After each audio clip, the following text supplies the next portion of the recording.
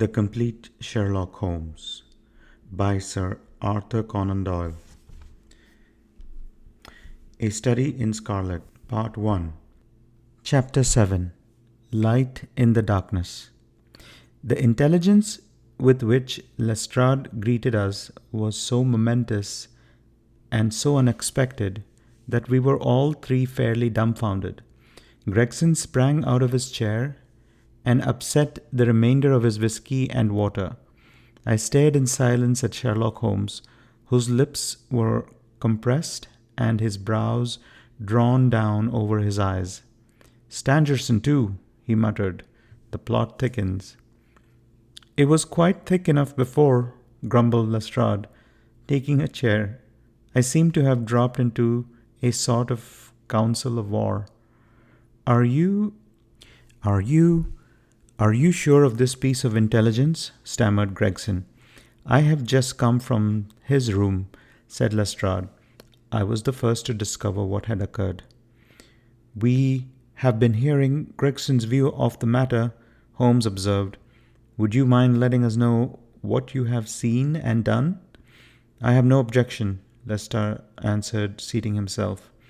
"I freely confess that I was of the opinion that Stangerson was concerned in the death of Drebber. This fresh development has shown me that I was completely mistaken. Full of the one idea, I set myself to find out what had become of the secretary. They had been seen together at Euston Station about 8:30 on the evening of the 3rd. At 2 in the morning, Drebber had been found in the Brixton Road. The question which confronted me was to find out how Stangerson had been employed between 8:30 and the time of the crime, and what had become of him afterwards. I telegraphed to Liverpool, giving a description of the man and warning them to keep a watch upon the American boats. I then set to work calling upon all hotels and lodging houses in the vicinity of Euston. You see, I argued that if Drebber and his companion had become separated, the natural course for the latter would be to put up somewhere in the vicinity for the night, and then to hang about the station again next morning. "They would likely to agree on some meeting place beforehand," remarked Holmes. "So it proved. I spent the whole of yesterday evening in making enquiries entirely without avail. This morning I began very early, and at 8 o'clock I reached Halliday's private hotel in the Little George Street. On my inquiry as to whether a Mr. Stangerson was living there, they at once answered me in the affirmative. "No doubt you are the gentleman whom he was expecting," they said. "He has been waiting for a gentleman for 2 days. Where is he now?" I asked. "He is upstairs in bed. He wished to be called at 9. "I will go up and see him at once," I said. It seemed to me that my sudden appearance might shake his nerves and lead him to say something unguarded. The Boots volunteered to show me to the room. It was on the 2nd floor, and there was a small corridor leading up to it. The Boots pointed out the door to me, and was about to go downstairs again when I saw something that made me feel sickish, in spite of my 20 years' experience. From under the door there curled a little red ribbon of blood, which had meandered across the passage and formed a little pool along the skirting at the other side. I gave a cry which brought the Boots back. He nearly fainted when he saw it. The door was locked on the inside, but we put our shoulders to it and knocked it down. The window of the room was open, and beside the window, all huddled up, lay the body of a man in his nightdress. He was quite dead, and had been there for some time, for his limbs were rigid and cold. When we turned him over, the Boots recognized him at once as being the same gentleman who had engaged the room under the name of Joseph Stangerson. The cause of death was a deep stab in the left side, which must have penetrated the heart. And now comes the strangest part of the affair. What do you suppose was above the murdered man? I felt a creeping of the flesh and a presentiment of coming horror. Even before Sherlock Holmes answered, "The word Rash, written in letters of blood," he said. "That was it," said Lestrade in an awestruck voice, and we were all silent for a while. There was something so methodical and so incomprehensible about the deeds of this unknown assassin that it imparted a fresh ghastliness to his crimes. My nerves, which were steady enough on the field of battle, tingled as I thought of it. "The man was seen," continued Lestrade, "a milk boy, passing on his way to the dairy, happened to walk down the lane which leads from the mews at the back of the hotel. He noticed that a ladder, which unusually lay there, was raised against one of the windows on the second floor, which was wide open. After passing, he looked back and saw a man descend the ladder. He came down so quietly and openly that the boy imagined him to be some carpenter or joiner at work in the hotel. He took no particular notice of him beyond thinking in his own mind that it was early for him to be at work. He has an impression of that the man was tall, had a reddish face, and was dressed in a long brownish coat.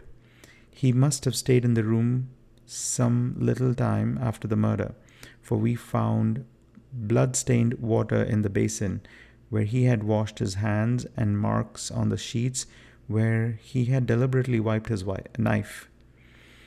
I glanced at Holmes on hearing the description of the murderer, which tallied so exactly with his own.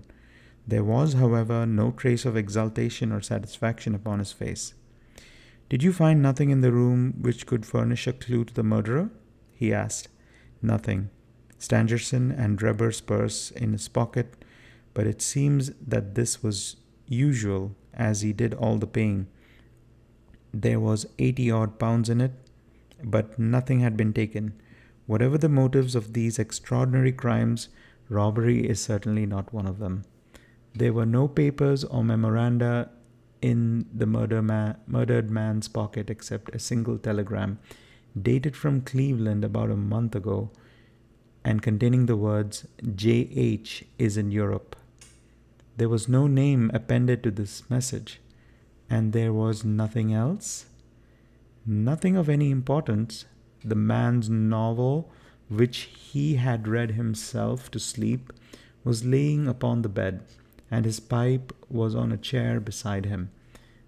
There was a glass of water on the table, and on the windowsill a small chip ointment box containing a couple of pills.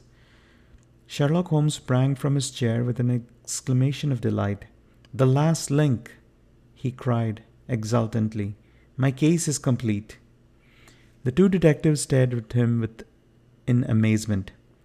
"I have now in my hands," my companion said confidently, "all the threads which have formed such a tangle. There are, of course, details to be filled in, but I am certain of all the facts, from the time that Drebber parted from Stangerson at the station up to the discovery of the body of the latter, as if I had seen them with my own eyes. I will give you proof of my knowledge. Could you lay your hand upon those pills?" "I have them," said Lestrade, producing a small white box. "I took them and the purse and the telegram, intending to have put them in place of safety at the police station.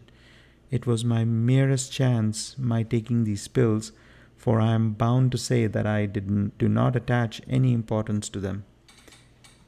"Give them here," said Holmes. "Now, doctor," turning to me, "are those ordinary pills?" Those certainly were not. They were of a pearly grey color, small, round, and almost transparent against the light, from their lightness and transparency. "I should imagine that they are soluble in water," I remarked. "Precisely so," answered Holmes.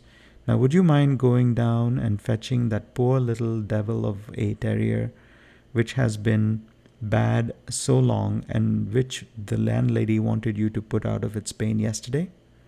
I went downstairs and carried the dog upstairs in my arms.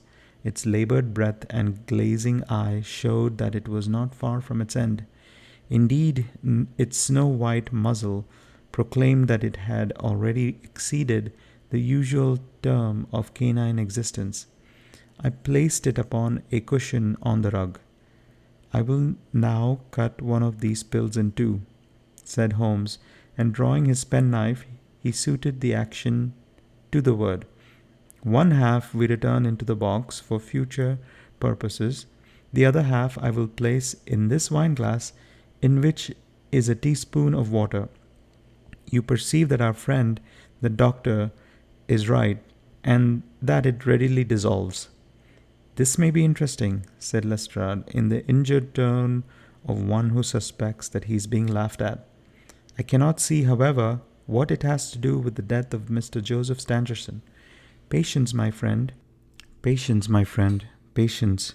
You will find in time that it has everything to do with it. I shall now add a little milk to make the mixture palatable, and on presenting it to the dog, we find that he laps it up steadily enough." As he spoke, he turned the contents of the wine-glass into a saucer and placed it in front of the terrier, who speedily licked it dry. Sherlock Holmes's earnest demeanor had so far convinced us that we all sat in silence, watching the animal intently and expecting some startling effect. None such appeared, however. The dog continued to lie stretched upon the cushion, breathing in a labored way, but apparently neither better nor worse for his draught. Holmes had taken out his watch, and as minute followed minute without result, an expression of utmost chagrin and disappointment appeared upon his features. He gnawed his lips, drummed his fingers upon the table, and showed every other symptom of acute impatience. So great was his emotion that I felt sincerely sorry for him, while the two detectives smiled derisively, by no means displeased at this check which he had met. "It can't be a coincidence," he cried, at last springing from his chair and pacing wildly up and down the room. "It is impossible that it should be a mere coincidence. The very pills which I suspected in the case of Drebber are actually found after the death of Stangerson, and yet they are inert. What can that mean? Surely my whole chain of reasoning cannot have been false. It is impossible. And yet this wretched dog is none the worse. Ah, I have it, I have it." With a perfect shriek of delight, he rushed to the box, cut the other pill in two, dissolved it, added milk, and presented it to the terrier. The unfortunate creature's tongue seemed hardly to have been moistened in it before it gave a convulsive shiver in every limb and lay as rigid and lifeless as if it had been struck by lightning. Sherlock Holmes drew a long breath and wiped the perspiration from his forehead. "I should have had more faith," he said. "I ought to know by this time that when a fact appears to be opposed to a long train of deductions, it invariably proves to be capable of bearing some other interpretation. Of the two pills in that box, one was the most deadly poison, and the other was entirely harmless. I ought to have known that before ever I saw the box at all." This last statement appeared to me to be so startling that I could hardly believe that he was in his sober senses. There was the dead dog, however, to prove that his conjecture had been correct. It seemed to me that the mists of my own mind were gradually clearing away, and I began to have a dim, vague perception of the truth. "All this seems strange to you," continued Holmes, "because you failed at the beginning of the inquiry to grasp the importance of the single real clue which was presented to you. I had the good fortune to seize upon that, and everything which has occurred since then has served to confirm my original supposition, and indeed was the logical sequence of it. Hence, things which have perplexed you and made the case more obscure have served to enlighten me and to strengthen my conclusions. It is a mistake to confound strangeness with mystery. The most commonplace crime is often the most mysterious because it presents no new or special features from which deductions may be drawn. This murder would have been infinitely more difficult to unravel had the body of the victim been simply found lying in the roadway without any of those outre and sensational accompaniments which have rendered it remarkable. These strange details, far from making the case more difficult, have really had the effect of making it less so. Mr. Gregson, who listened to this address with considerable impatience, could contain himself no longer. "Look here, Mr. Sherlock Holmes," he said, we are all ready to acknowledge that you are a smart man and that you have your own methods of working. We want something more than mere theory and preaching now, though. It is a case of taking the man. I have made my case out, and it seems I was wrong. Young Charpentier could not have been engaged in this second affair. Lestrade went after his man Stangerson, and appears that he was wrong too. You have thrown out hints here and hints there, and seem to know more than we do. But the time has come when we feel that we might have a right to ask you straight, how much do you know of the business? Can you name the man who did it?" "I cannot help feeling that Gregson is right, sir," remarked Lestrade. "We have both tried, and we have both failed. You have remarked more than once since I have been in the room that you have had all the evidence which you require. Surely you will not withhold it any longer." "Any delay in arresting the assassin," I observed, "might give him time to perpetrate some fresh atrocity." Thus pressed by us all, Holmes showed signs of irresolution. He continued to walk up and down the room with his head sunk upon his chest and his brows drawn down, as was his habit when lost in thought. "There will be no more murders," he said at last, stopping abruptly and facing us. "You can put that consideration out of the question.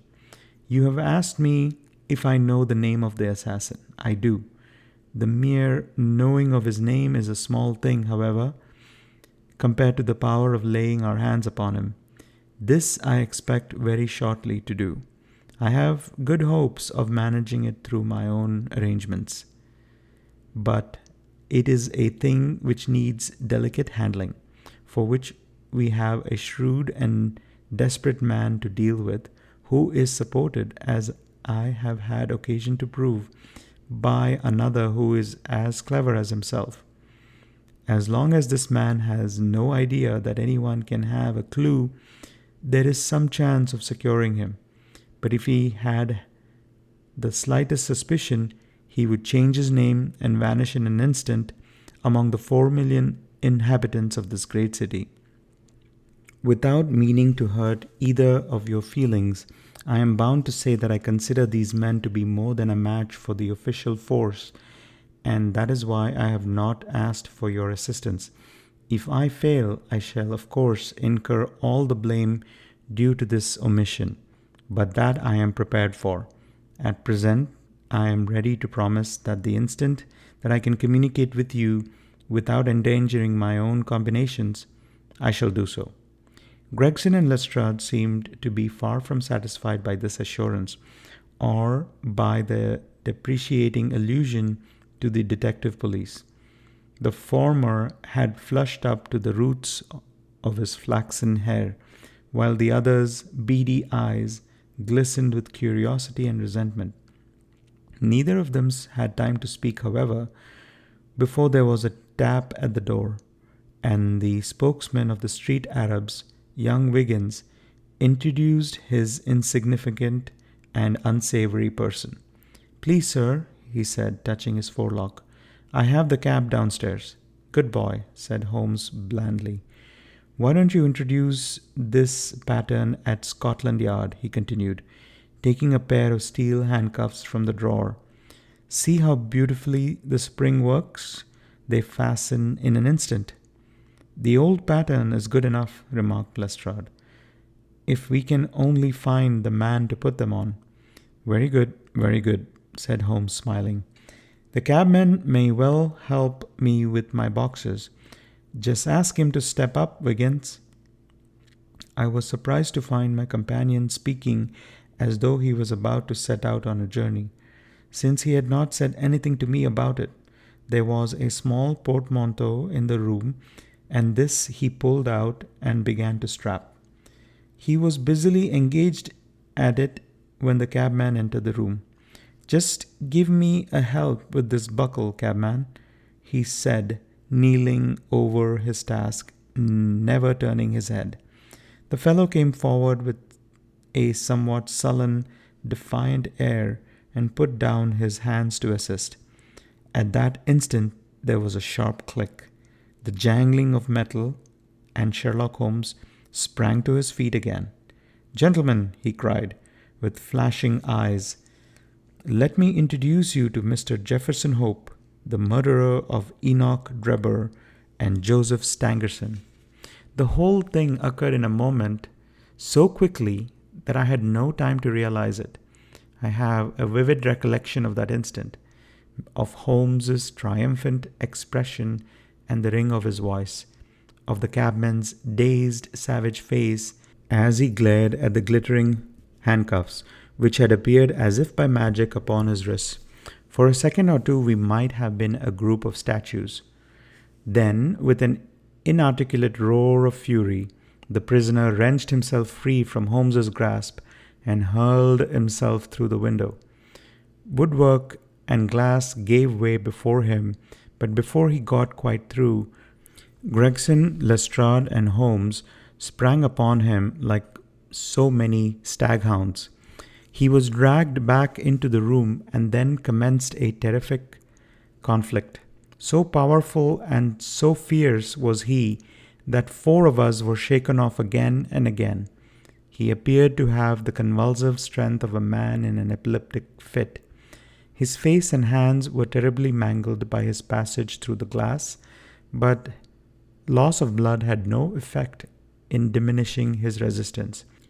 It was not until Lestrade succeeded in getting his hand inside his neckcloth and half strangling him that we made him realize that his struggles were of no avail, and even then we felt no security until we had pinioned his feet as well as his hands. That done, we rose to our feet, breathless and panting. "We have his cab," said Sherlock Holmes. "It will serve to take him to Scotland Yard. And now, gentlemen," he continued with a pleasant smile, "we have reached the end of our little mystery. You are very welcome to put any questions that you like to me now, and there is no danger that I will refuse to answer them." End of chapter 7.